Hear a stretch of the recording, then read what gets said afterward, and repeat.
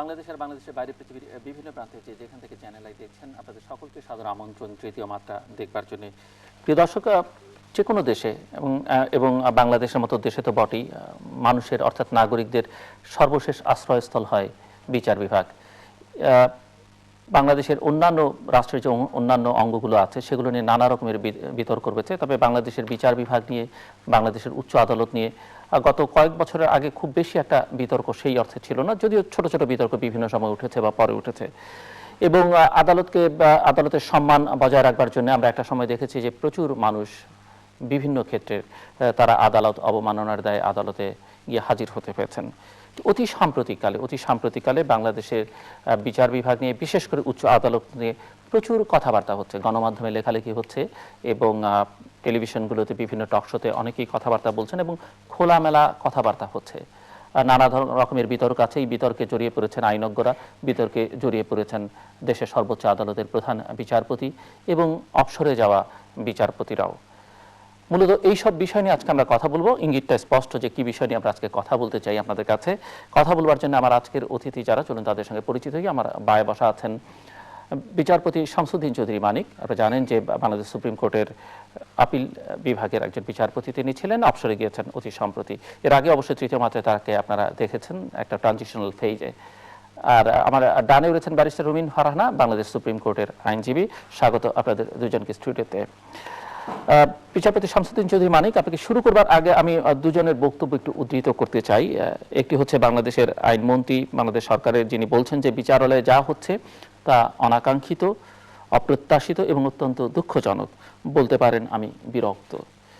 এবং সাবেক প্রধান বিচারপতি মাহমুদুল আমিন চৌধুরী, তিনি বলছেন যে বর্তমান প্রধান বিচারপতি বিচার বিভাগের সঠিক পথে নিয়ে যাওয়ার চেষ্টা করছেন এবং আইনজীবীদের উদ্দেশ্যে মিস্টার চৌধুরী বলছেন যে আপনাদের তাকে সমর্থন করে সাহায্য করা উচিত। আমি একটু এই দুটো বক্তব্য সম্পর্কে আপনার প্রতিক্রিয়া প্রথমে শুনতে চাই। আমাদের বর্তমান প্রধান বিচারপতি উনি সত্যি সত্যি বিচার বিভাগকে এমন একটি জায়গায় নিয়ে গেছেন যেখানে বিচার বিভাগের মর্যাদা মারাত্মকভাবে ক্ষুণ্ণ হয়েছে। এখানে আমি বেশ কয়েকটি আপনার উদাহরণ দেব। একটি হলো যে উনি মামলা চলাকালীন সময়ে, তার আদালতে যখন সাকা চৌধুরী মামলা চলে, তখন তিনি তার নিজের স্বীকৃতভাবেই সাকা চৌধুরীর পরিবারের সদস্যদের সাথে, তার লোকজনদের সাথে দেখা করেছেন, যেটা মারাত্মক একটি আমি বলবো অপরাধ, অন্যায় এবং বেআইনি তো বটেই অপরাধ। কারণ কোনো বিচারক, সে একজন ম্যাজিস্ট্রেট হোক অথবা প্রধান বিচারপতি হোক, মামলা চলাকালীন সময় তার আদালতে যখন মামলা পেন্ডিং, তখন তিনি কোনো পক্ষের সাথেই দেখা করতে পারেন না। এটা মারাত্মক একটি বেআইনি কাজ। এবং উনি স্বীকার করেছেন যে উনি শুধু দেখাই করেননি, উনি তাদের কথা মতো, তাদের দাবি অনুযায়ী বেঞ্চ গঠন করেছেন। বেঞ্চ গঠনটা কিন্তু প্রধান বিচারপতির এখতিয়ারভুক্ত, কিন্তু এটা তার নিজস্ব এখতিয়ার। উনি অন্যের কথায়, বিশেষ করে পক্ষের কথায়, পক্ষদ্বয়ের যে কোনো এক পক্ষের কথায় বেঞ্চ গঠন করবেন, এর চেয়ে বড় অপরাধ আর হতে পারে না। উনি একই সাথে বলেছেন, স্বীকার করেছেন এবং বলেছেন যে মওদুদ সাহেবের একটি বাড়ির মামলা, তার নিজস্ব মামলা, সেই মামলার ব্যাপারেও মওদুদ সাহেব তার হাতে পায়ে ধরেছে যে একজন বিচারপতি, আমার কথাই বলেছে, আমাকে যেন বেঞ্চে না রাখা হয়। সাকা ফ্যামিলির সদস্যরা একই কথা বলেছিল যে আমাকে যেন সেই বেঞ্চে না রাখা হয়, এবং উনি সেইভাবেই বেঞ্চ গঠন করেছেন। এরপরে বিচার বিভাগের কোনো মর্যাদা, এর আগে স্কার্প কেলেঙ্কারি যেটি ছিল মানবতা বিরোধী অপরাধের বিচার সংশ্লিষ্ট, সেখানে ওনার নাম, সেখানে ওনার নাম যে উনি কোন এক বিচারপতিকে বলছিলেন যে দুটো রায় দিয়ে দেওয়া হোক, তোমাকে আপিল বিভাগে নিয়ে আসবে। হ্যাঁ, এক্স্যাক্টলি। তারপরে আরেকটা কথা বলি যে দেশের প্রধান বিচারপতি দেশের 4 নম্বর ব্যক্তি, মহামান্য রাষ্ট্রপতি, প্রধানমন্ত্রী, স্পিকার, তারপরেই ওনার স্থান, এবং ওনার স্থান সব মন্ত্রীর ঊর্ধ্বে। তো ওই পদে যখন একটা মানুষ যাবেন, আমি শিওর ব্যারিস্টার সাহেব আমার সাথে এগ্রি করবেন, তখন কিন্তু তাকে হতে হবে অনেক নমনীয়। উনি কিন্তু শপথ নেন এই বলে যে আমি সকল বিরাগ অনুরাগের ঊর্ধ্বে থেকে বিচার করব। তো উনি আমার সাথে কি ব্যবহার করেছেন সেটা আপনারা জানেন, তাই না? আমি রিটায়ার করার 7 দিন পরেই উনি আমার ঘর তালা মেরে দিলেন, যেটা অভূতপূর্ব, কোনোদিন হয়নি। এখনো কিন্তু আমাদের মাননীয় প্রাক্তন প্রধান বিচারপতি সাহেব এখনো তার কামরা ব্যবহার করছেন। শুধু আমার কামরাই বন্ধ করেননি, উনি আমার কম্পিউটার বন্ধ করে দিলেন, উনি আমার সমস্ত স্টাফ তুলে নিলেন।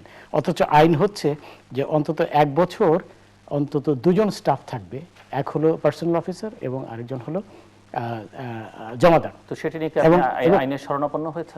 না, আইনের আমি আসছি আপনার কথা, সব কথার জবাব দিই। Good question. তো শেষে এবং আমার আগে মোজাম্মেল হোসেন সাহেব রিটায়ার করেছেন, ওনারও কিন্তু সব স্টাফ এখন পর্যন্ত আছে, এবং অন্য যারা আমার আগে এবং আমার পরে আপনার অবসরে গেছেন তাদের সকলেরই কিন্তু সব স্টাফ আছে, শুধু আমারটা নেই। এখন তারপরে আরেকটা কথা, আজ 4.5 মাস হয়ে গেল আমার পেনশনে উনি এখনো সই করেননি। এতে আমি মারাত্মকভাবে প্রতি মাসে কম বেশি 1 লক্ষ টাকা করে ক্ষতিগ্রস্ত হচ্ছি। এবং নিয়মটা হলো যেদিন পদত্যাগে গেলাম, যেদিন অবসরে গেলাম সেদিনই ওইটা সই করার কথা, উনি আজ পর্যন্ত এটা করেননি। তো এগুলো কিসের নিদর্শন? চরম জিঘাংসা এবং প্রতিহিংসার নিদর্শন। উনি শপথ নিয়েছেন উনি অনুরাগ বিরাগের ঊর্ধ্বে থেকে বিচার করবেন। তো যে ব্যক্তি তার একজন প্রাক্তন সহকর্মীর ব্যাপারে অনুরাগ বিরাগের বশবর্তী হয়ে সিদ্ধান্ত নিচ্ছেন, তার কাছ থেকে অন্য বিচার প্রার্থীরা কিভাবে ন্যায় বিচার আশা করতে পারে? সেই প্রশ্নগুলো এসছে। দ্বিতীয়ত, উনি সব জায়গায় যে রাজনৈতিক বক্তব্য দিয়ে বেড়াচ্ছেন, কিন্তু এর প্রায় সবগুলোই রাজনৈতিক, যেগুলোর সাথে বিচার বা বিচার বিভাগের কোনো সম্পৃক্ততা নেই। কোনটিকে আপনি রাজনৈতিক বলবেন? যেমন ওনার দুটো বক্তব্য নিয়ে খুব আলোচনা হয়েছে, বেশ একটি তো বটেই, যেটি হচ্ছে যে অবসরে যাওয়ার পরে বিচারপতিদের রায় লেখাটা অসাংবিধানিক তিনি বলেছেন। আরেকটু উনি বলেছেন যে বেঞ্চগুলোকে দেশের বিভিন্ন বিভাগে না, এটা না। উনি যে কথা আমি 3টা উদাহরণ দিচ্ছি। একটি উনি ইদানিং ঘটেছে সবগুলো। এক জায়গায় যে উনি বলেছেন বিকেন্দ্রীকরণের কথা বলেছেন, না, বিকেন্দ্রীকরণের কথা আসছি, সেটা আমি আসবো, সেটা রাজনীতিকে আমি বলবো না। তো উনি সম্প্রতি বলেছেন এক জায়গায় যে মেয়র ইলেকশনের সময় অনেক অন্যায় অবিচার হবে, পুলিশি নির্যাতন হবে, আপনারা চলে যান। এটা বোধহয় রাজশাহী ইউনিভার্সিটির প্রাক্তন ছাত্রদের অনুষ্ঠানে বলেছেন। এরপরে উনি বলেছেন পরবর্তীকালে যে বিচার বিভাগকে নির্বাহী বিভাগ তাদের বিচার বিভাগের স্বাধীনতা কেড়ে নিচ্ছে, ক্ষুণ্ণ করছে। আমি এটাও বলবো রাজনৈতিক। এবং সর্বোপরি যেটা উনি বলেছেন যে রায় লেখা যাবে না রিটায়ার করার পরে। আরেকটি কথা বলেছেন যে আইনজীবীরা যেন রাজনীতিতে সংশ্লিষ্ট না থাকে, সে কথাও তিনি আইনজীবীদের উদ্দেশ্যে বলেছেন। সেটাও একটা রাজনৈতিক বক্তব্য। আমি আগেরটায় আসি, যে উনি বলেছেন যে সরকার বা নির্বাহী বিভাগ বিচার বিভাগের স্বাধীনতা কেড়ে নিচ্ছেন। এইটা কিন্তু প্রকাশ্যে বলার মতো কিছু জিনিস না। এটা প্রকাশ্যে বলে উনি কি করেছেন রাজনীতি? আমি এই জন্য বলবো যে দেশের মানুষকে এই সরকারের বিরুদ্ধে ক্ষিপ্ত করেছেন, যে সরকার স্বাধীন বিচার বিভাগ, যেটা সব মানুষের শেষ আশ্রয়স্থল, সেই আশ্রয়স্থলকে ক্ষমতা কেড়ে নিচ্ছে। তো এটা তো স্বাভাবিকভাবে আমরা মানুষ ক্ষিপ্ত হবে, এবং নিশ্চয়ই হয়েছে। এটা কিন্তু প্রকাশ্যে বলার ব্যাপার না, কারণ প্রধান বিচারপতির সাথে সরকারের আলাপ আলোচনা করার কিন্তু মাধ্যম রয়েছে, আছে না? তো ওই মাধ্যমে এইসব কথা কিন্তু এই মিডিয়া দিয়ে হয়, এই মাধ্যম দিয়ে হয়। তো এটা প্রকাশ্যে বলাটা নিশ্চয়ই রাজনৈতিক ছিল। এবং সর্বোপরি এই যে শেষ কথাটি যেটা উনি বলেছেন, এখানে আমি বলবো, রুমিনা হয়তো আমার সাথে অন্যমত পোষণ করবেন, কিন্তু আমি আমার কথাটা বলি যে দেখেন, এই জিনিসটা জলিল ভাই, এই জিনিসটা আমাদের দেশে অনাদিকাল থেকে চলে আসছে। এবং আমি বলবো 1900 শতকে যখন আমাদের দেশে প্রথম ব্রিটিশ কোর্ট স্থাপিত হলো, কলকাতার ফোর্ট উইলিয়াম, তারপরে বোম্বে ইত্যাদি, তখন থেকেই এটা চলে আসছে এবং আজও আছে। এবং শুধু বাংলাদেশে নয়, এটা পাকিস্তানের এবং ভারত, শ্রীলঙ্কা সব জায়গায় আছে। এবং এটা অপরিহার্য কেন? আমার মনে হয় অন্তত এইটুক ব্যাপারে রুমিনা আমার সাথে একমত হবে, যে একজন বিচারপতি যেদিন অবসরে যাচ্ছেন তিনি কিন্তু সেই দিনও রায় দিচ্ছেন, তাই না? এখন এই যে রায়টা দিয়ে গেলেন, এখন দুটো হতে পারে। ধরেন আমি আর রুমিনা একটা ডিভিশন বেঞ্চ, আমি এই বেঞ্চের প্রধান, রুমিনা সেকেন্ড জাজ। আমি হয়তো রায় লেখার দায়িত্ব নিলাম না, আমি রুমিনাকে বললাম যে রায় তুমি লিখবে। তো রুমিনা রায় লেখার পরে সেটা 2 মাস হোক 3 মাস হোক, সই তো আমার করতেই হবে, আমার সই করতেই হবে। এই সই না হলে তো এটা রায় হচ্ছে না, একদমই রায় হবে না। যেহেতু আমি বেঞ্চে ছিলাম, আমার সই লাগবেই। তো এই পরিস্থিতিটা, এটা তো অপরিহার্য। এটার থেকে যদি পরিত্রাণ চায়, তাহলে যেটা হতে হবে যে অবসরে যাওয়ার বেশ কয়েক মাস আগে থেকে সেই বিচারপতিকে আদালতে বসা বন্ধ করে দিতে হবে, মেবি 3 months 6 months। কারণ রায় লিখতে কিন্তু সময় লাগে, আমাদের দেশে আরো বেশি সময় লাগে। আমি কেন এটা সময় থাকলে ব্যাখ্যা করার চেষ্টা করব। সময় লাগে। তো এখন আমি লিখি বা না লিখি, এই যে সম্প্রতি দুজন বিচারপতি বলেছেন তাদের আর লেখার নাই, কিন্তু সই তো তাদের করতে হবে, যেহেতু তারা শেষ দিন পর্যন্ত বিচারিক কার্যক্রম করেছে। বিচারপতি যদি অবসরে গিয়ে মনে করেন, আমি এই বিতর্কের আরেকটা দিকে আনতে চাই, যে কেউ যদি মনে করেন যে তিনি রায় লিখবেন না, তিনি কি রায় লিখতে বাধ্য? আমি বলবো উনি বাধ্য।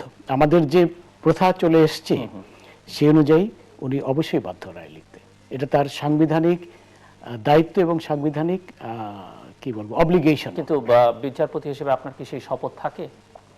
শোনেন, আমরা যখন শপথ না, শোনেন দুটো কথা একটা বলবো এখন, যে আমরা তো রায়টা দিয়েছি বিচারপতি থাকার দিনই, বুঝলেন? আমরা শুধু রায়টা মানে রায়ের এখানে দুটো ব্যাপার আছে, কিন্তু হাইকোর্টের আর অ্যাপেলেট ডিভিশনের একটু ভিন্নতা আছে। হাইকোর্টে রায় দিতে হয় কোর্টে বসি, কিন্তু অ্যাপেলেট ডিভিশনে কিন্তু কোর্টে বসে রায় দেওয়া হয় না, শুধু অপারেটিভ পার্টটা বলা হয়, তারপরে বিচারকরা রায় লিখেন।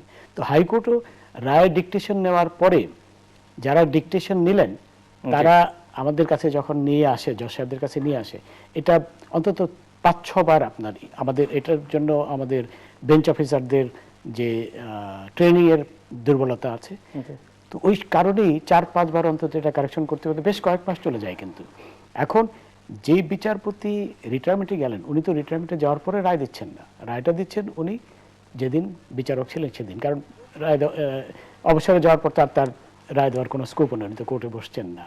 এখন উনি যে লিখছেন সেই রায়টাও কিন্তু ওই দিনের তারিখেই লেখা, ওই হিসেবে লেখা হচ্ছে ওই সময়। রবিন, আমি আপনার কাছে আসবো, একটু সময় নিচ্ছি আমরা এই প্রসঙ্গে। মানে আপনার ক্ষেত্রে সমস্যা না হলে, আপনি তো সমস্ত রায় লিখে দিয়েছেন, নথি ফেরত চাওয়া হয়েছিল না? নথি, হ্যাঁ, আমাকে বলা হয়েছিল, প্রধান বিচারপতি সাহেব বললেন যে উনি জেনেছেন, এই থেকে কিন্তু বিতর্ক শুরু হলো। উনি জেনেছেন যে রায় অবসরের পরে রায় লেখা অবৈধ। তো এটার বিরুদ্ধে তো অনেক কথা হলো, পার্লামেন্টেও কথা হয়েছে এবং বলা হয়েছে, 2-4 জন ছাড়া সকলেই বলেছে যে না, এটা ঠিক নয়। তো এই প্রথা আমাদের চলে এসছে যুগ যুগ ধরে। সুতরাং এখানে আরেকটু আমি অ্যাড করি যে আমাদের দেশের অনেক অনেক প্রাতঃস্মরণীয় প্রধান বিচারপতি ছিলেন, অনেক পাণ্ডিত্যপূর্ণ প্রজ্ঞা সম্পন্ন প্রধান বিচারপতি ছিলেন, যাদের নাম করলে আপনার মোর্শেদ সাহেবের নাম বলতে হয়, বদরুল হাজি চৌধুরী সাহেবের নাম বলতে হয়, মোস্তফা কামাল সাহেবের নাম বলতে হয়, হাবিবুর রহমান শেলী সাহেবের নাম বলতে হয়, খায়রুল হক সাহেবের নাম বলতে হয়। তো এখন প্রধান সবাই লিখেছে, সবাই লিখেছে। এবং আমি একটু বলি, এখন প্রধান বিচারপতি বলছেন যে তারা সকলেই অবোধ ছিল, উনি একমাত্র বোধা, উনি একমাত্র বুঝতে পেরেছেন। এবং উনি একটা আপত্তিকর কথাও বলেছেন যে অতীতে যদি চুরি করে থাকে আমিও চুরি করবো, নাকি তাদের চোরের সাথে তুলনা করা হয়েছে। অতীতে যদি অন্যায় করে থাকে আমিও অন্যায় করব। তো এখন এই সব প্রাতঃস্মরণীয় বিচারপতি যারা আন্তর্জাতিক মানের প্রধান বিচারপতি ছিলেন, তাদের সম্পর্কে আপনি সমস্ত ফাইল ফেরত দিয়েছেন? মানে আমি ফাইল ফেরত দেইনি, আমি রায় লিখে, রায়ের সাথে তো ফাইল যাবেই, আমি এটা মানিনি। আমি পরিষ্কার বলি, আমি প্রধান বিচারপতির সেই নির্দেশনা আদৌ মানিনি, কারণ এটা মানা হবে বেআইনি, এবং প্রধান বিচারপতি যে কথা বলেছেন সেটাও বেআইনি। এটা ধরে আমি বলেছি আমি ফাইল ফেরত দেব না, আমি রায় লিখে রায় দেব।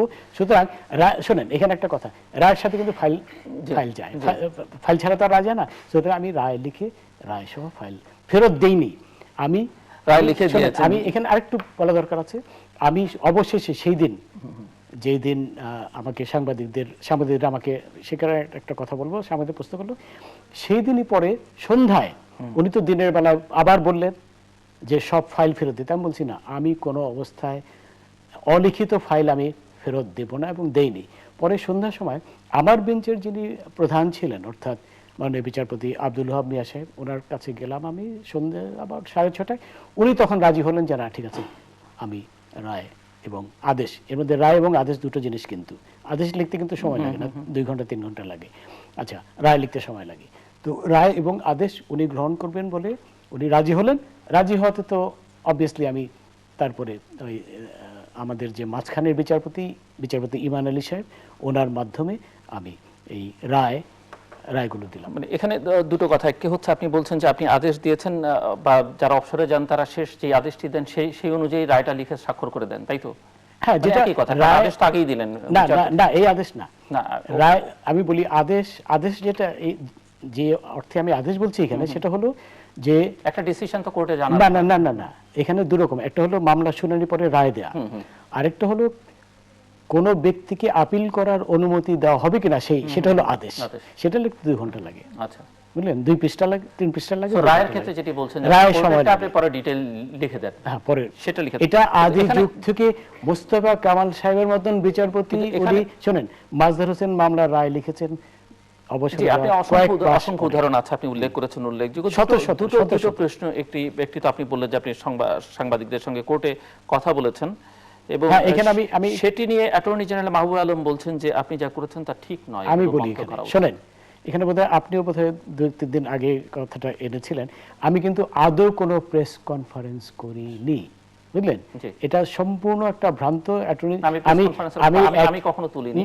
আচ্ছা, না, আপনার অনুষ্ঠানে হয়েছে, আপনার কথা বলছি। এখানে আমি একই অনুষ্ঠানে মাহবুব আলম সাহেবের সাথে ছিলাম ইন্ডিপেন্ডেন্ট টেলিভিশনে। আমি ওনাকে তার এই ভুলটি করে দিয়েছি। সেদিনটা ছিল আমি প্রধান বিচারপতিকে চিঠি লিখলাম যে আমার রায়গুলো লেখা শেষ হয়ে গেছে, এগুলি দয়া করে গ্রহণ করার অনুমতি দেয়া হোক মাননীয় বিচারপতি। এরপরেই সাংবাদিকরা আমাকে ধরলো এটার উপরে প্রশ্ন করতে, সেটাই তাদের প্রশ্নের জবাব দিয়েছি। সো এটা আদৌ কোনো প্রেস কনফারেন্স ছিল না। আমি প্রেস কনফারেন্সে যাব, প্রেস কনফারেন্স তো আর আপনার হাইকোর্টের করার দরকার পড়ে না। শুনুন, হাইকোর্টের মাঠে তো আর প্রেস কনফারেন্স কেউ করে না।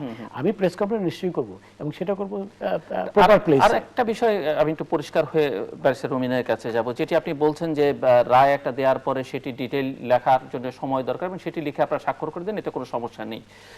সেটা হয়ে আসছে এবং হয়ে আসছে ট্র্যাডিশন। বাট সাবেক প্রধান বিচারপতি মাহমুদুল আমিন চৌধুরী একটু বক্তব্য আমি একটু উদ্ধৃত করতে চাই। কয়েকদিন আগে তিনি বলছেন যে আমি মনে করি না অবসরের পর রায় লেখা বেআইনি, তবে সেটা যৌক্তিক সময় যেমন 1 মাসের মধ্যে হতে পারে, কিছুতেই 1.5 বছর হতে পারে না। আর পূর্ণাঙ্গ রায় আদেশের অংশ কোনোভাবেই পরিবর্তন করা যাবে না। সেটা করতে গেলে পুনর্বিবেচনার আবেদন ও শুনানি হতে হবে, কিন্তু তা না করেই যদি রাতের অন্ধকারে 1-1.5 বছর পর রায় পরিবর্তন করে লিখে ফেলেন তাহলে সেটা ফৌজদারি অপরাধ। এই কথা সূত্রদের এখন দুটো প্রশ্ন এখন গুরুত্বপূর্ণ হচ্ছে। একটি হচ্ছে প্রথমত, কোনো ধরনের রিভিউ বা পুনঃশুনানি ছাড়া ত্রয়োদশ সংশোধনী মামলার রায় যে গুরুত্বপূর্ণ পরিবর্তন আনা হয়েছে আইনের দৃষ্টিতে সেটা কতটুকু বৈধ হবে। দ্বিতীয়ত, অবসরের 16 মাস পর এই ধরনের পরিবর্তন আনা আইনের দৃষ্টিতে অপরাধ কিনা। এই উত্তরটা আমি আপনার কাছ থেকে পরে নিই। আমরা ব্যারিস্টার রুমিনের এই প্রশ্নের উত্তর আপনার কাছ থেকে একটু স্মরণ করে দিবেন দয়া করে। জি, আমি স্মরণ করে দিব। ব্যারিস্টার রুমিন, তাকে উত্তরটা নিয়ে আসবো। আপনার খুশি? আমার মনে হয় উত্তরটা নিয়েই যাই তার কাছে। এখানে মাহমুদুল আলম চৌধুরী সাহেব, শ্রদ্ধেয় প্রাক্তন প্রধান বিচারপতি, উনি যেটা বলেছেন এটা কিন্তু তথ্যগতভাবে ঠিক নয়। আদৌ কোনো পরিবর্তন আনা হয়নি। অ্যাপেলেট ডিভিশনে যে আমি আগেই বলেছি শুধু অপারেটিভ পার্টটা প্রনাউন্স করা হয়, বাকিটা হাইকোর্টে একটু ভিন্ন, যেটা রুমিন ভালো করে জানবে। হাইকোর্টে রায়টা পুরোটাই প্রনাউন্স করা হয়, যদিও লিখতে সময় লাগে। কিন্তু অ্যাপেলেট ডিভিশনে শুধু অপারেটিভ পার্টটা, শোনেন, অ্যাপেলেট ডিভিশনে বেশিরভাগ ক্ষেত্রে বলা হয় ডিসমিস বা অ্যালাউড, এর বাইরে কিছু বলা হয় না, এরপরেই লেখা হয়। সুতরাং মাহমুদুল আলম চৌধুরী সাহেব যেটা বলেছেন যে রাতের অন্ধকারে বা দিনের বেলায় হোক, যেভাবে হোক পরিবর্তন করা হয়েছে, এটা কিন্তু আদৌ তথ্যগতভাবে ঠিক নয়। সুতরাং এই প্রশ্নই আসে না। আর দ্বিতীয় কথা, বিচারক কিন্তু শুধু একজনই থাকে না, অন্তত 3 জন থাকে, 4 জনও থাকতে পারে। সুতরাং সবাই, যখন একজন হলো অথর জাজ যিনি লিখেন, উনি লিখার পরে কিন্তু সবার কাছে যাচ্ছে এটা। ওই বেঞ্চে যারা ছিল প্রত্যেকে যাচ্ছে, প্রত্যেকে দেখছেন ওটা, এবং প্রত্যেকে আবার তাদের যদি কিছু বলার থাকে তারা ভিন্নমত ঠিক না, যদি কিছু বলার থাকে সেটা ভিন্নমত হলে তো অন্য জিনিস, সেটা তো আলাদা রায় হবে। কিন্তু তারা যদি দেখে যে না কোনো বিচ্যুতি ঘটেছে, তারা কিন্তু সেটা কারেক্ট করবে, বলে যে না এটা তো আমরা বলিনি, হ্যাঁ আমাদের সিদ্ধান্ত তো এটা ছিল না, ইত্যাদি। সুতরাং ওই 4 জন এই মামলাতে আমার মনে হয় 4 জন বা 5 জন ছিল, সকলেই দেখেছে। সুতরাং এখানে তো কোনো পরিবর্তনের কোনো স্কোপই কিন্তু হয় না, বুঝলেন? রায় ঘোষণা করার পরে আমরা কি করি, আমি একটু আপনাকে আমার দিকে যদি একটু নজর দেন। আমরা রায় ঘোষণার পরে আমরা বসি সবাই, ধরুন 4 জন, চারজন বসে আমরা সমস্ত দিক ঠিক করে ফেলি, কিন্তু যেটা আমরা আদালতে বলিনি, প্রকাশ্য আদালতে বলি, আমরা ঠিক করি কি হবে, কোনটা হবে, ইত্যাদি ইত্যাদি সব তো ওই দিনই নির্ধারণ হয়ে যায়। এরপরে যিনি অথর যিনি রায়টা লিখেন, উনি লেখার পরে আবার এটা সকলের কাছে যায়। সুতরাং সেখানে যদি কোনো বিচ্যুতি হয়, সেই বিচ্যুতির জন্য চারজনই কিন্তু দায়ী হবে শুধু। আর এখানে কোনো বিচ্যুতি, আদৌ কোনো বিচ্যুতি ঘটেনি, এটা আমি বলছি। এবং সুতরাং এই মাহমুদুল আলম চৌধুরী সাহেব যে প্রশ্নটা তুলেছেন, এটা একেবারেই অবান্তর। আরেকটা কথা বলি, আচ্ছা আরেকটা, রবীন্দ্রের কাছে যাওয়ার আগে, রবীন্দ্র অনেক অধীর আগ্রহ অপেক্ষা করছে, আরেকটা কথা বলি যে এই রায়টি এমনি একটি রায় যেখানে দীর্ঘ সময়ের প্রয়োজন ছিল। সব রায় কিন্তু একরকম হয় না, বুঝলেন। কোন কোন আমি নিজে এমন রায় লিখেছি যেখানে 1000 পৃষ্ঠার উপরে চলে গেছে সারা, যেমন আপনার ইভেন সাইদের আমি ভিন্ন মতের রায় দিয়েছি। তো ওইখানে এইসব মামলাতে পৃথিবীর অনেক দেশের রায় আমাদের ঘাটতে হয়, আইন ঘাটতে হয়, বুঝলেন। এগুলোতে সময় লাগে। কিন্তু মোস্তফা কামাল সাহেব মাজহার হোসেন মামলাতে তো সময় নিয়েছেন, ওনার মতন একজন bright star of our judiciary, উনিও সময় নিয়েছেন। সুতরাং যে সময়টা আপনার নিয়েছেন, খালেদ সাহেব নিয়েছেন, এটা অযৌক্তিক বলা যাবে না। এখানে আরেকটা কথা বলি, বর্তমান প্রধান বিচারপতির কাছে একটি মামলা, পুলিশ কোঅপারেটিভ সোসাইটির মামলাটি আমরা 1.5 বছর আগে তার কাছে পাঠিয়েছি। এই মামলা লিখেছেন, অথর জাজ হচ্ছেন, আমি বলি একটু শোনেন, এই মামলার অথর জাজ হচ্ছেন হাসান ফয়েজ সিদ্দিকী সাহেব, এবং উনি সহ আমি, হাসান ফয়েজ সিদ্দিকী সাহেব, মোজাম্মেল হোসেন সাহেব, আমরা সবাই সই করে 1.5 বছর আগে কিন্তু বর্তমান প্রধান বিচারপতি সাহেবের কাছে পাঠিয়ে দিয়েছি। উনি আজ পর্যন্ত এটা নামাতে পারেননি।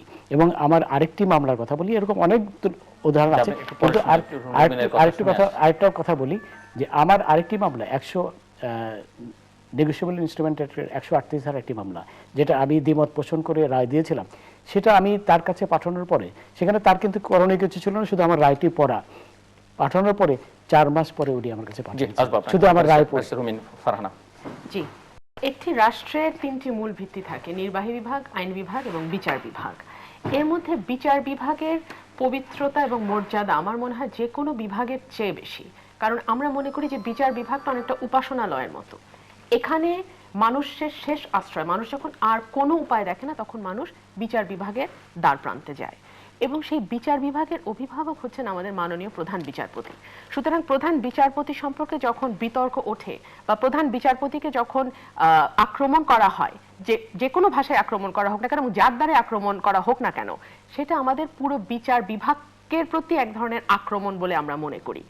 এবং এতে বিচার বিভাগের যে শুধু মর্যাদাহানি হয় তাই নয়, বরং এটি এক ধরনের হুমকিও রাষ্ট্রের প্রতি, যে তাহলে মানুষের শেষ ভরসা স্থলের প্রতিও কিন্তু মানুষ আর ভরসা রাখতে পারছে না। অথচ কিছুদিন আগেও আমরা দেখেছি যে বিচার বিভাগ সম্পর্কে ব শব্দটা উচ্চারণ আমরা কেউ করতে পারতাম না।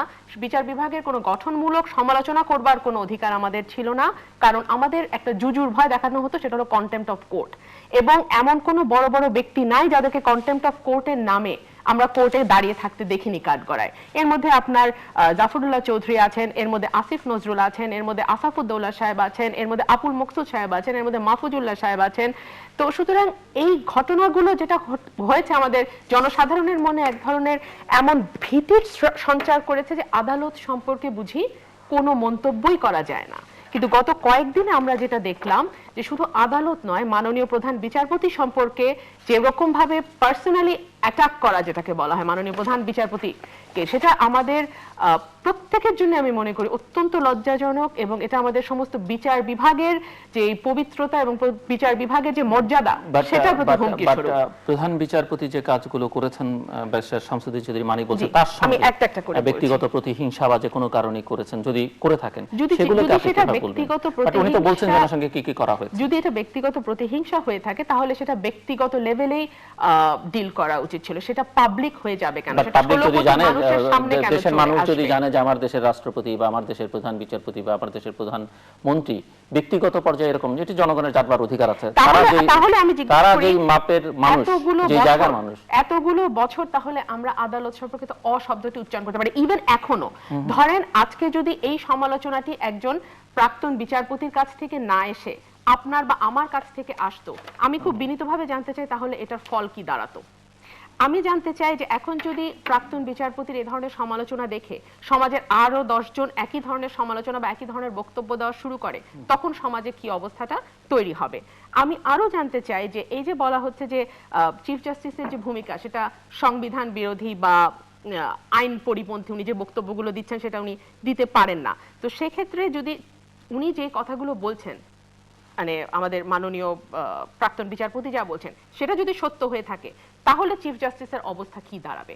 আর চিফ জাস্টিস যে কথাগুলো বলছেন, অর্থাৎ নির্বাহী বিভাগ বিচার বিভাগকে ক্ষমতা কেড়ে নিতে যাচ্ছে, অথবা যে রিটায়ারমেন্টের পরে বা অবসর গ্রহণের পরে কোনো বিচারপতি আর রায় লিখতে পারেন না, তাই যদি সত্য হয়ে থাকে, তাহলে তার অবস্থাগুলো কি দাঁড়াচ্ছে? এতগুলো যে রায় হলো এবং এখনো বেশ কিছু রায় আমরা জানি পেন্ডিং আছে বিভিন্ন অবসরপ্রাপ্ত বিচারপতিদের কাছে, সেই রায়গুলোর ভবিষ্যৎ কি হবে? তো সুতরাং অনেকগুলো প্রশ্ন কিন্তু এখানে চলে আসে। আরেকটা বিষয় যেটা আমি বারবারই শুনছিলাম স্যারের বক্তব্যে, যে উনি বলছিলেন এটা আমাদের প্রথা চলে এসছে এবং অনেক মাননীয় প্রধান বিচারপতি আছেন, মাননীয় বিচারপতিরা আছেন যারা কিনা অবসরে যাবার পরে রায় লিখেছেন।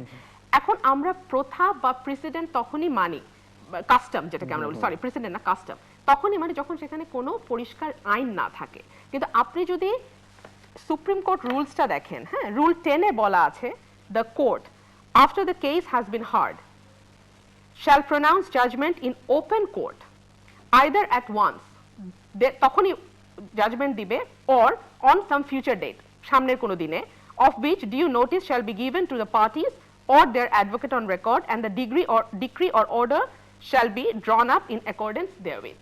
অর্থাৎ যেই দিন মামলা শুনানি হয়ে গেল সেই দিনই রায় দেবে, তৎক্ষণাৎ রায় দেবে, এবং যেটা স্যার বলছিলেন যে এত দ্রুত তো আর সম্ভব হয় না, তাহলে একটা ফিউচার ডেট ঠিক করবে এবং সেই ডেটে রায়টা দিবে।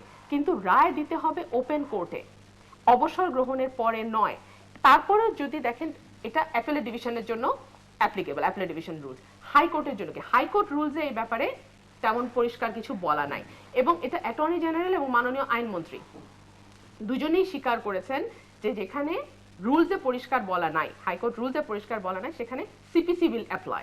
সিপিসি কি বলে? সিপিসির অর্ডার 20 যদি দেখেন, সেটা বলা হচ্ছে the court after the case has been hard shall pronounce judgment in open court either at once or on some future day not beyond 7 days, 7 দিনের পরে নয়, of which due notice shall be given to the parties or their pleaders। অর্থাৎ দুইটা কিন্তু মোটামুটি একই, যে দুইটা আইনি, আপনার সুপ্রিম কোর্ট রুলসই বলেন বা সিপিসি বলেন, দুটোই কিন্তু বলে দিচ্ছে যে আপনাকে ওপেন কোর্টে রায় দিতে হবে, এটার কোনো ব্যত্যয় ঘটানো যাবে না। এই লিখিত আইনের পরেও যদি আরো সংশয় থাকে, তাহলে আমাদের মাননীয় প্রধান বিচারপতি কিন্তু তার বক্তব্যে খুব পরিষ্কার একটা রায়ের উল্লেখ করেছেন, যে রায়টা আপনার আছে 16 ডিএলআর এ, 16 ডিএলআর পেজ 392, পেজ 392 তে পরিষ্কার বলে দেওয়া আছে Kazi Meheruddin versus Mosammat Murad Begum and others. এই কেসটাতে পরিষ্কার বলে দেওয়া আছে যে ওপেন কোর্ট ছাড়া অবসরে যাবার পরে কোনো বিচারপতি রায় লিখতে পারবে না। তাহলে আমি স্যারের কথার প্রসঙ্গ ধরে আসি, উনি বলছিলেন যে রায়টা লেখা হলো, কিন্তু তারপরে আমি অবসরে চলে গেলাম, প্রোনাউন্স তো হয়ে গেছে ওপেন কোর্টে, এখন শুধু সইয়ের ব্যাপারটা, সইয়ের ব্যাপারটাতেও কিন্তু সিপিসি পরিষ্কার বলে দিচ্ছে সই কিভাবে হবে।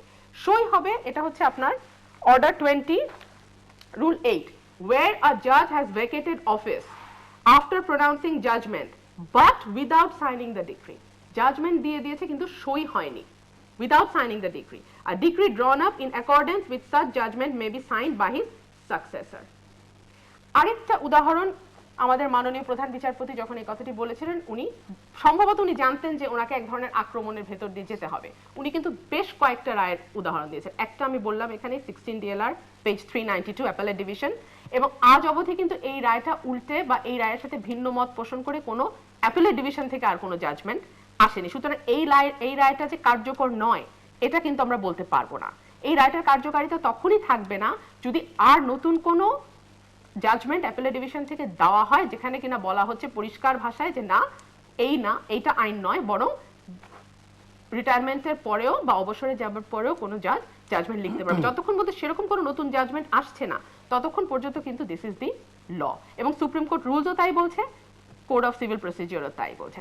এখন সইয়ের যে বিষয়টা, সেটা হচ্ছে যেই জজ রিটায়ারমেন্টে চলে যাচ্ছেন তারপরে যিনি আসবেন উনি সই করবেন। ভারতের একটা মামলার উদাহরণ উনি দিয়েছিলেন যেখানে 13 জন বিচারপতি ছিল। মাননীয় প্রধান বিচারপতি যিনি মামলাটির রায় দিলেন, দেওয়ার পরদিন উনি রিটায়ারমেন্টে চলে গেলেন, তার জায়গায় যিনি আসলেন তিনি সইটা করেছেন। অথবা দেখা গেছে 13 জনের মধ্যে 9 জন সই করেছে, বাকি 4 জন সই করেনি।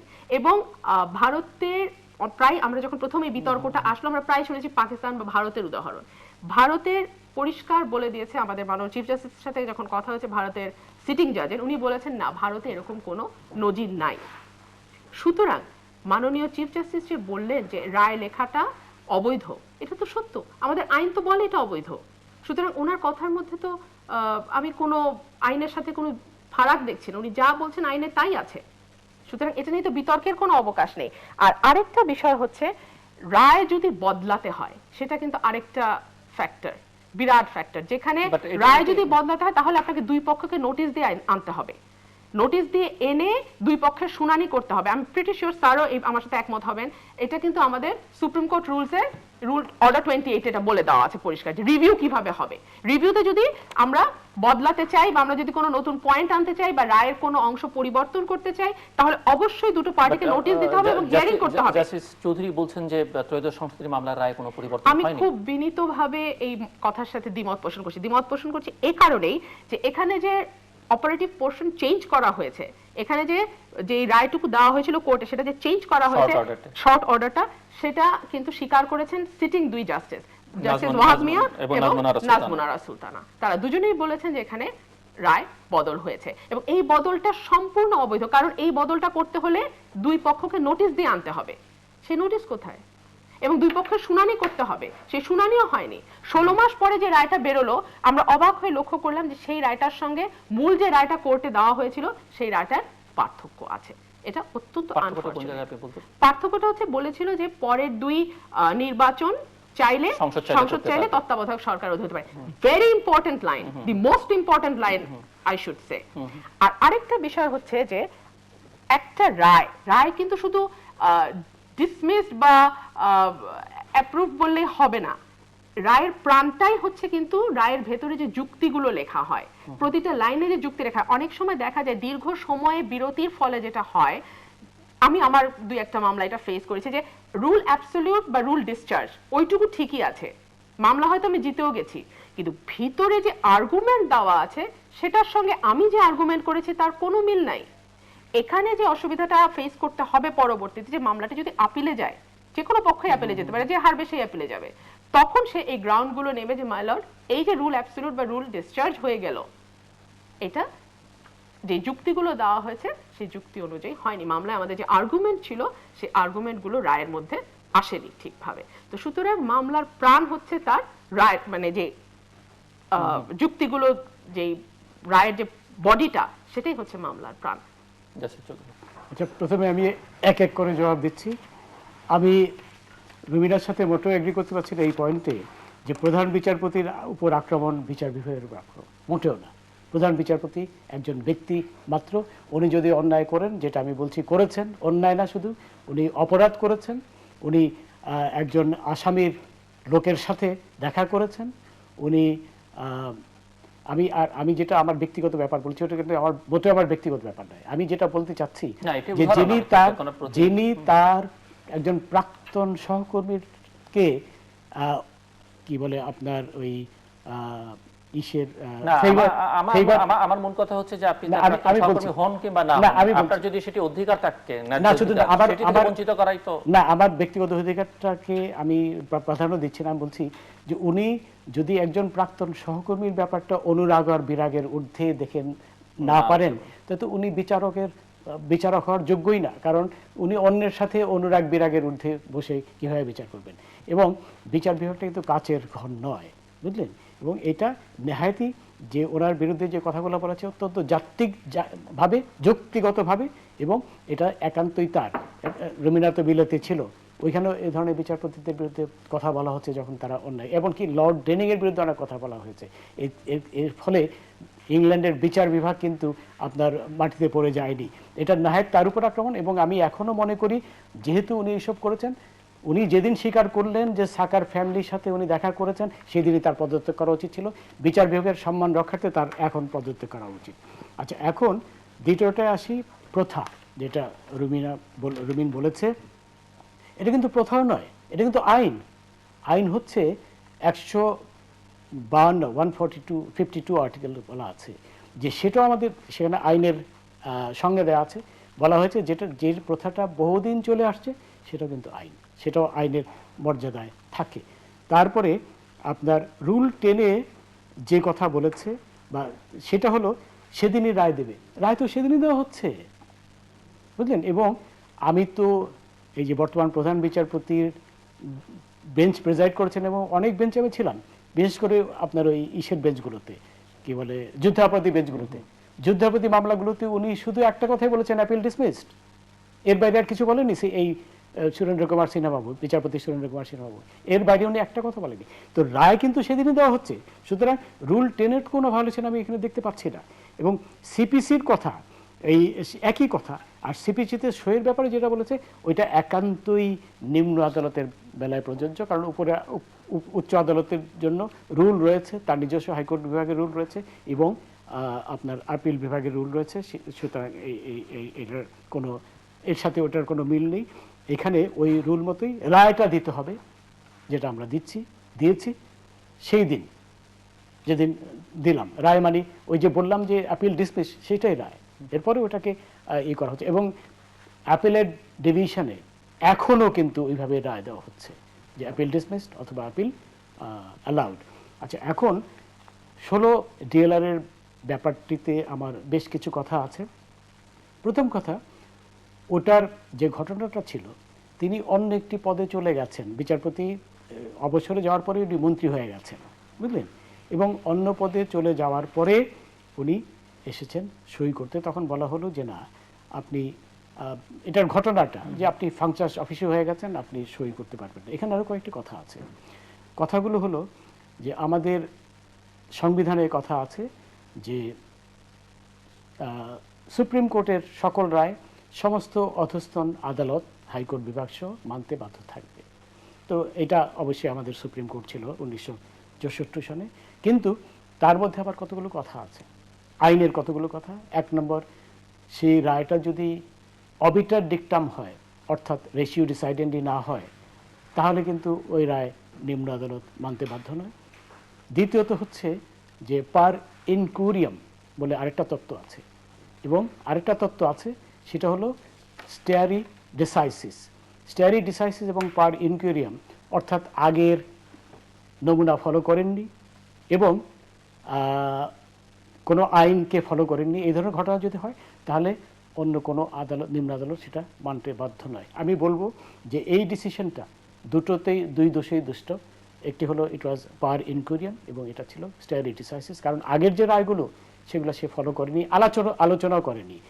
আর তৃতীয় কথা হচ্ছে যে যদিও তখন পাকিস্তান ছিল, পাকিস্তান সুপ্রিম কোর্টের ব্যাপার আমরা মানতে বাধ্য, এখনও কিন্তু আমাদের যে 111 অনুচ্ছেদ আছে সংবিধানের, সেখানে সেই অনুচ্ছেদ অনুযায়ী কিন্তু সুপ্রিম কোর্টের আগের কোনো সিদ্ধান্ত মানতে বাধ্য নয়। তারা নিজেদের আবার নতুন করে সেটাকে পরিবর্তন করতে পারে, এবং পরিবর্তনের ব্যাপারে এটা ঠিক রুমিনা যে কথা বলেছে যে এক্সপ্রেসলি আমরা এটাকে রিভার্স করিনি, পাল্টাইনি, কিন্তু আইনের ভাষায় ইমপ্লাইড রিপিল এবং ইমপ্লাইড রিভার্সন বলেও কথা আছে কিন্তু।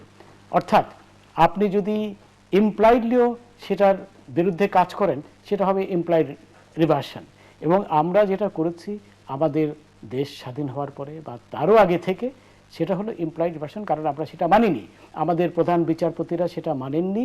তারা আর এটা মেনটেন করে গেছেন যে না, অবসরের পরেও রায় লেখা যাবে, এবং কয়েকজন আমি বলবো সমস্ত প্রধান বিচারপতি অবসরের পরে রায় লিখেছেন। সুতরাং ইট হ্যাজ বিন ইমপ্লাইডলি রিভার্সড। এবং তার চেয়ে বড় কথা হলো সেই যে আপনার প্রধান বিচারপতি কর্নেলিয়াস সাহেবের যে রায়, সেটা ওই আপনার পার ইনকুরিয়াম এবং আপনার স্টেয়ারি ডিসাইসিসের দোষে দুষ্ট, সুতরাং সেটা মানতে কেউ বাধ্য নয়। এটা আমি মনে করি এটা একেবারেই মানতে আমরা বাধ্য নই। এখানে আরেকটা কথা যে রুমিনে বলেছে, এবং এর আগে 2-3 আগে মিজানুর রহমান সাহেব লিখেছেন প্রথম আলোতে। মিজানুর সাহেবকে আমি সাধুবাদ জানাচ্ছি এবং ধন্যবাদ জানাচ্ছি তার এই সুন্দর সাংবাদিকতার জন্য। একজন সফল সাংবাদিক হিসেবে তার কাজ হলো সব ইনফরমেশনগুলো কালেক্ট করে জনসাধারণকে দেওয়া, ওটা উনি খুব সাকসেসফুলি দিতে পেরেছেন। তারপরে এখন প্রশ্ন হলো যে কলকাতার যে প্রধান বিচারপতি এসেছিলেন, ওনার সাথে কিন্তু কথা হয়েছে শুধু বিচারপতি সুরেন্দ্র কুমার সিনহা বাবু, ওখানে তৃতীয় কোনো পক্ষ ছিল না। এখন এইটা আপনার মধ্যে সংশয় রয়েছে? হ্যাঁ, সুতরাং না না না না না না, যেটা মিজানুর রহমান খান সাহেব লিখেছেন তার ব্যাপারে আবার বিন্দুমাত্র সংশয়, উনি সত্য কথা লিখেছেন, উনি একজন সত্যবাদী সাংবাদিক। কিন্তু উনি পেলেন কি করে এটা, তাই না? এটা তো মাত্র দুজন ব্যক্তি ছিলেন, এক ছিলেন সিনহা বাবু আর ছিলেন কলকাতার প্রধান বিচারপতি। তো এইটা এক হতে পারে, যেমন আমার সাথে সিনহা বাবুর যে কথোপকথন, এটা কেউ রেকর্ড করে দিয়েছে মিজানুর রহমান খান সাহেব বা যাকে দিয়েছে, অথবা সিনহা বাবু নিজেই হয়তো এই খবরটা ডিসক্লোজ করেছেন তার নিজের স্বার্থে, যাতে এটা লেখা হয়। নাইলে যখন দুজন মাত্র বিচারক ছিলেন, রুমিনাই বা কিভাবে জানবে, মিজানুর রহমান খান সাহেবই বা কিভাবে জানবে উনি লিখে। আমি কিন্তু মিজানুর রহমান খান সাহেবকে ধন্যবাদ দিচ্ছি, আবার ধন্যবাদ দিচ্ছি ফর হিজ সাকসেস। ওনার কাজ উনি ঠিক করেছেন এবং সত্য কথা লিখেছেন। আচ্ছা, তারপরে আপনার ইম্পায়ারের কথা বললাম, আর আরেকটা কথা আসতেই হয়, রায় বদলানো। রুমিনা বলেছেন যে ওহাব মিয়া সাহেব এবং নাজমুল্লাহ সুলতান, আচ্ছা ওনারা তো সিটিং জাজেস, ওনারা তো নিশ্চয়ই প্রেসের কাছে যান না বা কার কাছে বলতে পারেন না। এই কথা রুমিনা কোত্থেকে পেল, সেটা তো একটা বড় প্রশ্ন। এটা ওই যে মিজানুর রহমান খানের লেখার মধ্যে আছে না, লেখার মধ্যে তো থাকলেও এটা শোনেন, ওহাব মিয়া সাহেব কি কোনো বক্তব্য দিবেন এখন? এবং ওহাব মিয়া তার রায় বলেন, যেটি মিজানুর রহমান খান লিখছেন, যে তিনি তার রায় বলেন 2011 সালের 10ই মে প্রকাশ্য আদালতে ঘোষিত শর্ট অর্ডারকে প্রধান বিচারপতি বর্তমান রায় সমর্থন করে না এবং তিনি সংযোজন করেছেন। বিচারপতি খায়রুল হকের কথা বলছেন এবং বিচারপতি নাজমুল্লাহ সুলতানও তার রায় শর্ট অর্ডার পরিবর্তন করার দাবিটি সমর্থন করেন। আচ্ছা, তাহলে কথা হলো তারা যারা অন্য একজন তো শুধু এই রায়টি তো শুধু খায়রুল হক সাহেব দেননি, সকলে মিলে দিয়েছেন। কতজন ছিল বেঞ্চে? আমার ঠিক আমি সম্ভবত 4জন আর 3জন ছিল এরকম, আর রাইট। এখন যে 4জন নাকি পক্ষে দিলেন, তারা প্রশ্ন তোলেননি, তাদের দায়িত্ব আছে না? আমি যেটা বললাম, আমি যখন রায়টা লিখি অথর জাজ হিসাবে, বা রুমিনাও যদি লেখে অথর জাজ হিসাবে, এটা তো সবার কাছে যাবে এবং সবাই পড়বে, দেখবে, এবং যদি দেখে যে এটা পরিবর্তন হয়েছে তারা পরিবর্তন করবে। এই জায়গায় আর কিছু বলবেন আপনি? জি, আমার একটু যোগ করার ব্যাপার আছে। সেটা হচ্ছে যে যতক্ষণ পর্যন্ত এই রায়টি আমরা ইমপ্লাইডলি রিভার্স করতে পারি না, যতক্ষণ পর্যন্ত আরেকটি মামলা না আসছে অন দি সেম পয়েন্ট, সেই মামলায় যতক্ষণ পর্যন্ত 16 DLR এর রায়টি বাতিল না হয়ে যাচ্ছে বা বদলে না যাচ্ছে, ততক্ষণ পর্যন্ত 16 DLR is law. Of course this is ল।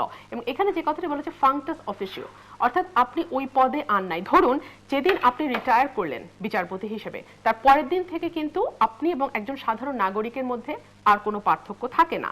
আপনি যে কোনো সভা সমাবেশ, মিছিল, মিটিং সবকিছুতে আপনি অংশগ্রহণ করতে পারেন। এবং আমরা এর নজিরও কিন্তু বাংলাদেশে দেখেছি যে অবসর গ্রহণের পরে আমরা দেখেছি যে মাননীয় বিচারপতি একটি দলের সমর্থনে মিছিল নিয়ে আরেকটি দলের চেয়ারপারসনের বাসা আক্রমণ করবার জন্য বা সেই দিকে মিছিল করে উনি গেছেন। এই ঘটনাও আমাদের বাংলাদেশে ঘটেছে।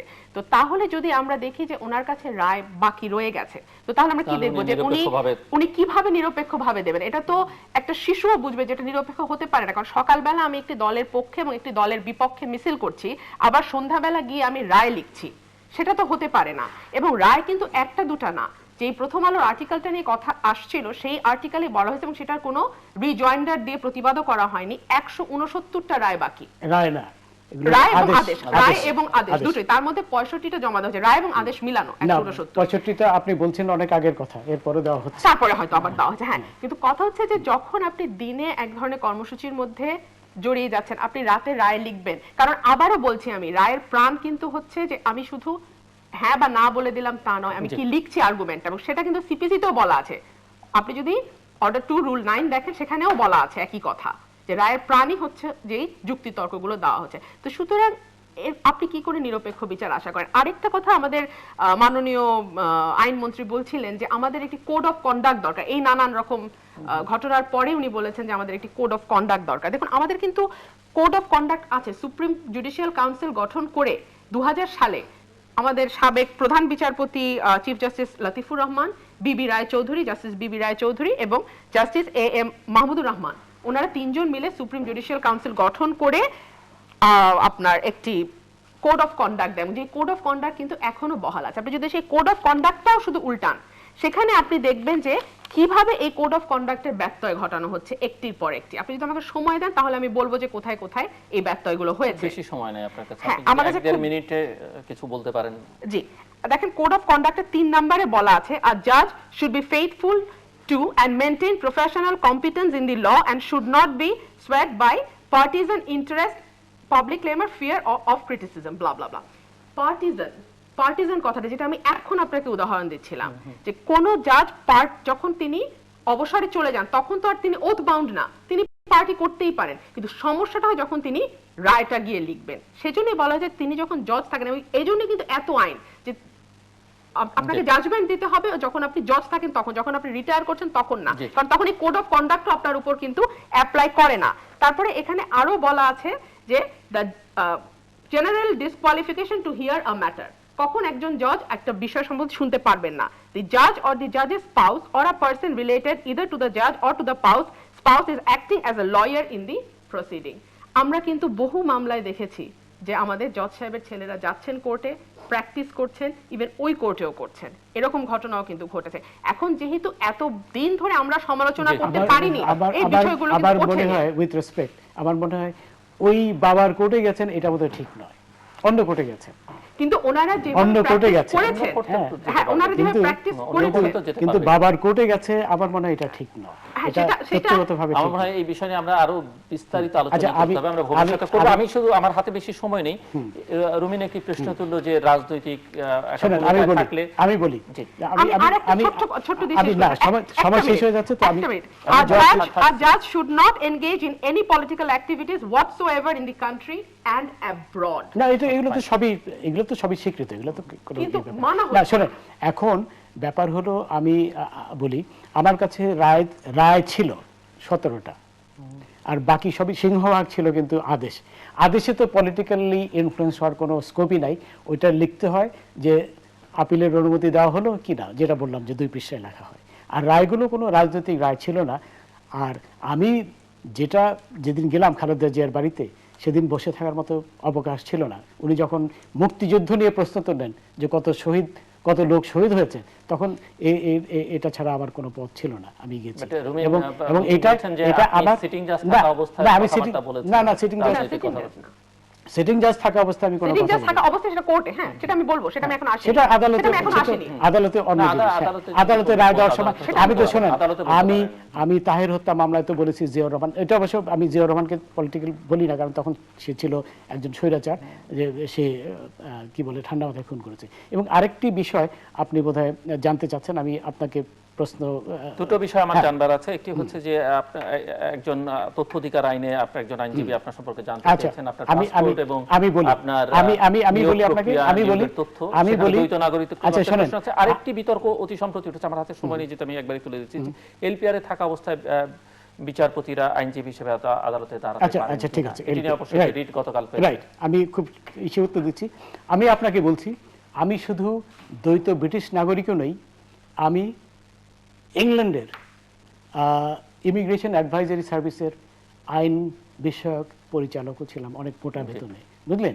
অর্থাৎ ওই দেশের স্বরাষ্ট্র মন্ত্রণালয়ের অধীনে একটি সংস্থার আমি একজন ঊর্ধ্বতন কর্মকর্তাও ছিলাম। এই ব্যাপারে কোনো রাগঢাক নেই, বুঝলেন, এটা সারা পৃথিবী জানে। কারণ ওই অবস্থায় থাকাকালে আমাকে প্রায় মাসে একবার টেলিভিশনে ইন্টারভিউ দিতে হতো, আমার খবর ছাপা হতো, ইন্টারভিউ ছাপা হতো, স্টেটমেন্ট ছাপা হতো পত্রিকায়। যখনই কোনো ইমিগ্রেশন ইস্যু আসতো আমাদের নর্মালি ইন্টারভিউ নিত। এবং আরও বলি, বর্তমানে যিনি মাননীয় প্রধানমন্ত্রী আছেন, উনি 80 দশকের মাঝামাঝি, এবং সাজিদা চৌধুরী আমাদের মাননীয় সংসদ উপনেতা, ওনারা দুজনেই আমাদের হেড অফিস পরিদর্শনে এসেছিলেন। এটার মধ্যে রাগঢাকের কিছু নাই, এটা অত্যন্ত ওপেন সিক্রেট। আরও বিচারপতি আছে যারা আপনার দ্বৈত নাগরিক, বুঝলেন।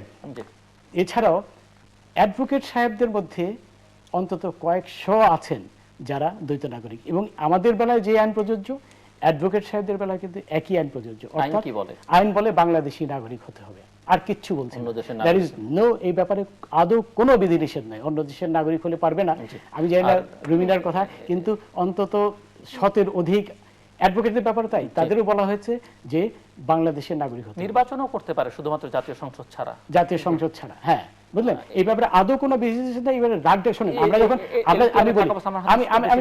আমরা যখন বিদেশে যাই, বুঝলেন, আমরা সকলেই যারা দ্বৈত নাগরিক বিচারপতি আছি, আমাদের পাসপোর্ট কিন্তু ডিল করে কে? একজন প্রোটোকল অফিসার। আমরা কিন্তু পাসপোর্ট নিয়ে যাই না, আমাদের টিকিট সবই আমরা ভিআইপি রুমে বসে থাকি, প্রোটোকল অফিসার এটা নিয়ে যায়। সুতরাং এখানে রাগ ঢাকের তো কোনো ব্যাপার নেই, এটা সর্বজন বিদিত। এবং আমি বলছি, আমি যে যুক্তরাজ্য ইমিগ্রেশন অ্যাডভাইজারি সার্ভিসের পরিচালক ছিলাম, এটা সারা পৃথিবী জানে। ওখানে যেহেতু ইমিগ্রেশন সংক্রান্ত ব্যাপার, আমাদের বাংলাদেশ, পাকিস্তান, ভারত, এই দেশের প্রবাসী বসবাসকারীরা সকলেই জানে। এটা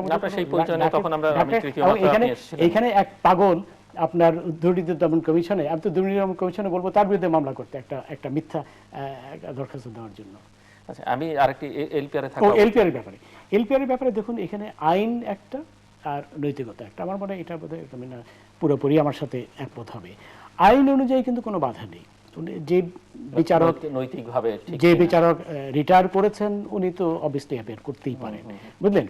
কিন্তু নৈতিকতার প্রশ্ন আছে। এখন আপনি কিভাবে ওইটা দেন? যদি আমাকে বলা হতো আমি তো যেতাম না, আমি আবার বলি, এখানে কিন্তু প্রধান বিচারপতির দায়িত্ব সবচেয়ে বেশি, কারণ প্রধান বিচারপতি তাকে অনুমতি দিয়েছেন। উনি কিন্তু অনুমতি না দিলে পারতেন, উনি কিন্তু অনুমতি দিয়েছেন তাকে অ্যাপিয়ার করার জন্য, যেটা পত্রিকায় এসেছে। একটু আপডেট করি, উনি আজকে কুইট করেছেন, উনি মামলা করছেন না। এক আর দুই হচ্ছে, একটু আগে স্যার যে কথাটা আমাদের শহীদ প্রেসিডেন্ট জিয়া রহমান সম্পর্কে বললেন, একই ধরনের কথা উনি কিন্তু ওপেন কোর্টেও বলেছিলেন যখন উনি জজ ছিলেন। এখন কথা হচ্ছে, আমাদের কোর্টে যে লয়াররা বিএনপি সাপোর্ট করে বা বিএনপির প্যানেল থেকে যারা সুপ্রিম কোর্ট বারের মেম্বার হয়েছে, সভাপতি হয়েছে, সেক্রেটারি হয়েছে, ওনাদের মনে সর্বদাই একটা প্রশ্ন থাকবে যে ওনারা যদি মামলা করতে যান ওনার কোর্টে, ওনারা কি ন্যায় বিচার পাবেন কিনা, এক জেনারেল মামলায়। দুই, কোনো মামলা যদি বিএনপি বা 20 দলীয় জোট সম্পর্কে হয়, সেই মামলা যদি ওনার কোর্টে যায়, তাহলে এটা বিচার পাবে কিনা। এই যে জনমনে এই যে প্রশ্ন এবং সন্দেহ আসা, এটা অ্যাবসলিউটলি কোড অফ কন্ডাক্টের পরিপন্থী, অ্যাবসলিউটলি কোড অফ কন্ডাক্টের বিরুদ্ধে। এবং শুধু তাই না, এখানেই শেষ হয়নি। যখন ওপেন কোর্টে জিয়া রহমান সম্পর্কে কুরুচিপূর্ণ মন্তব্য করা হয়েছে, তখন সেখানে লয়াররা প্রতিবাদ করে ওঠে, যারা বিএনপি সমর্থিত লয়ার ছিলেন ওই কোর্টে। সেই সময় পুলিশ একজন লয়ারকে অ্যারেস্ট করে, এবং অ্যারেস্ট করার পরে পুলিশের নির্যাতনে এমইউ আহমেদ, ওনার নাম, মারা যান ভদ্রলোক। তো সুতরাং অনেকগুলো বিতর্ক কিন্তু জড়িয়ে আছে। এবং আমি আরেকটা কথা, যেহেতু সময় নাই বলছেন, আমি শেষ করার আগে বলি, আমাদের জজ নিয়োগের প্রক্রিয়া নিয়ে আমার একটু কথা আছে। এখানে আমাদের না, কিন্তু আমার শেষ করতে হবে, বলতে হবে আমাকে। এখানে আমাদের কনস্টিটিউশনে বলে দেওয়া আছে আপনাকে বাংলাদেশি হতে হবে, এবং আপনাকে 10 বছরের প্র্যাকটিস থাকতে হবে সুপ্রিম কোর্টে, অথবা আপনাকে বাংলাদেশের অধীনে যে কোনো আদালতে 10 বছরের বিচারিক কার্যক্রমের অভিজ্ঞতা থাকতে হবে, অথবা 3 নাম্বার, সেটা হচ্ছে জজ নিয়োগের জন্য জজের যোগ্যতা, মেধা এবং কি যোগ্যতা থাকলে আপনি জজ হতে পারবেন, তার সেই সম্পর্কে একটা আইন প্রণয়ন করতে হবে। আজকে এতগুলো বছর স্বাধীনতার এখনো কিন্তু সেই আইনটি প্রণয়ন করা হয়নি। এ কারণেই যে যখন যে ক্ষমতায় থেকেছে সে চেয়েছে জুডিশিয়ারিকে হাতের মুঠোয় রাখবার জন্য, সে কারণে জজের যোগ্যতা নিয়ে কোনোদিন আইন পাস হয়নি। চৌধুরীকেও ডাকবো, আপনাকেও ডাকবো, আমরা আরো বড় প্যানেল করে আলোচনা। আমি এগুলো শেষ করছি, ছোট প্রশ্ন আপনি একটা কনক্লুড করবেন, আমি আপনাকে জাস্ট যোগ করে দিচ্ছি, সময় যেতে আমার হাতে নেই।